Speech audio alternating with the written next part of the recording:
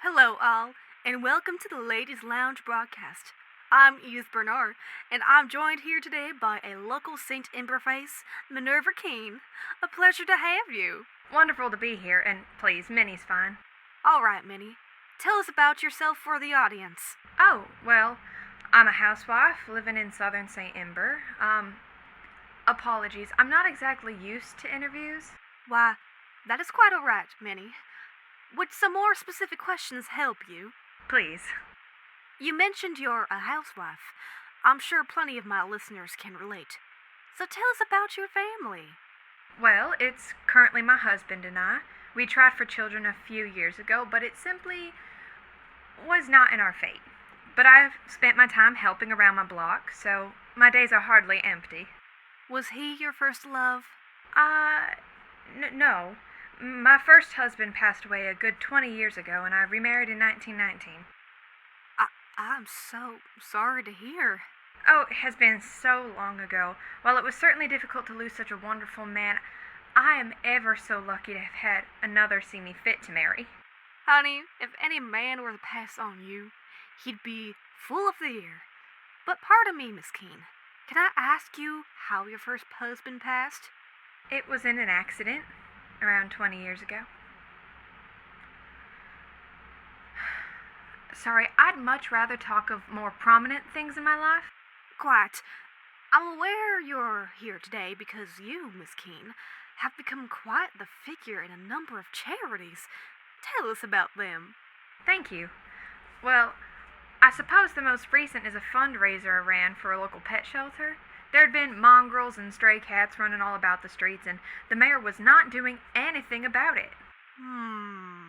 Fortunately, a friend of mine, Doris, I've known her since childhood, began running a pet shelter to domesticate and catch them so they weren't dirtying up our streets. A wise move. Were you involved in the operations of the shelter itself? Oh, no, I grew up quite, civilized? Oh, that sounds awful. You mean you grew up in a well-to-do establishment? Yes. Oh, no wonder you are the interviewer. All of my words sound so crude. Well, I have been doing this for a good few years now. The pet shelter? Yes, so once the pests became out of control, my husband allowed me to place an advertisement in the newspaper to hopefully get the word out. When we launched a few auctions selling various oddities and trinkets and the like, and raised enough money to hire proper people to help catch them. Have you kept any for yourself? I personally have thought of getting a kitten for years now. If only Bernard could handle an animal that was not stuffed and pinned to the wall. No, I have too much to do. I don't think an animal would be good for my environment. Yes, they can be quite time-consuming creatures. What sort of things were sold? Oh, goodness. Now you're asking. Just trinkets that people had donated, teddy bears that children had grown out of, a few brought back from overshores, and a lovely magnifying glass, which I had to admit I was rather jealous of the buyer. Yes, I do love magnifying glasses. There is something so quaint about them. Oh, Miss Berner, you would have adored this one. It had the most beautiful walnut handle, cleanly polished, and a lovely golden frame. I wish I had been there. I would have bought out half of the stock for double the price. I can expect to see you at the next one, then? Of course. I believe giving back is one of the finer parts of being in a community. You do make it sound so easy. I recall it happening in 1914, but on a much larger scale. Oh? Yes. After the whole Clarence Rex affair, there were plenty of auctions and the like happening in local communities. I had set up one myself.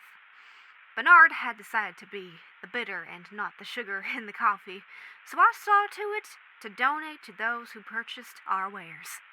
I'm certain that was appreciated. I would have appreciated it had I known you were so involved in these donations. I don't suppose you were involved in those? I was. Certainly for my little community. A lot of us lost good husbands and workers. Poor Master Henry lost his 2 children. It was a horrific incident. Indeed. mentioned earlier, my first husband passing away in an accident 20 years ago. Oh, you poor thing. It was so long ago, but I still remember the day. I actually met my current husband through the funding efforts. It is strange mourning a refilled gap in your life. I cannot imagine. Thank you. I've heard so many stories, and yet every time I feel as though I hear another one. Something new. Another person lost to us. I actually... never mind. Do continue. We at the Ladies' Lounge speak openly, without care for other interferences. You make it sound enticing. How do you think I got a husband? Oh, Miss Bernauer, I can absolutely see how you got one. But I digress. Back to your train of thought. What of your husband? Your first husband. Well, my community tried to raise some auctions, and we did, and our area was well funded by the end of it. But I kept hunting for items to sell, just in case we could help the families without parents or the grievers. You were a figurehead then? I suppose so. I still am, although I would not dare to stand upon a stage and announce it. But it was during another auction where I was buying, not selling. It was where I found that beautiful magnifying glass. I bought it to resell. Ah, a noble sacrifice. I do admire your ethic, Minnie. Thank you, Miss Bernauer. But there was a pocket watch there. I believe it was, yes, at one of the Holloway auctions, and it was. Apologies. Take your time, my love. That pocket watch, it was my husband's. My first husband's. I recognized it instantly, and I made such a fuss over it. I really should not have. My dear, I would have taken you to the stage. Do not skimp on the story for delicacy's sake. Yes, you're quite right. I stood and I said that it was my husband's, mine, really, and I was, well, ignored. I spent all of my remaining money on it, potentially only because the other buyer felt sorry for me. You were humiliated in your time of grief. I suppose I was. You were.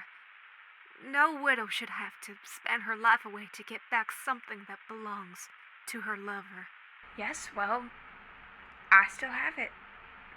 And my current husband is, thankfully, incredibly understanding. What is your husband's name? Chester Keene. He was kind enough to fund the initial auctions in my community. His previous fiancée had passed on the wrecks. Oh, you poor dears. You found each other amid the most torrential grief possible. I suppose we did. Did you or your husband go to the inquiries? I've only heard so much about them, so I ache for the chance to tell the full story. No.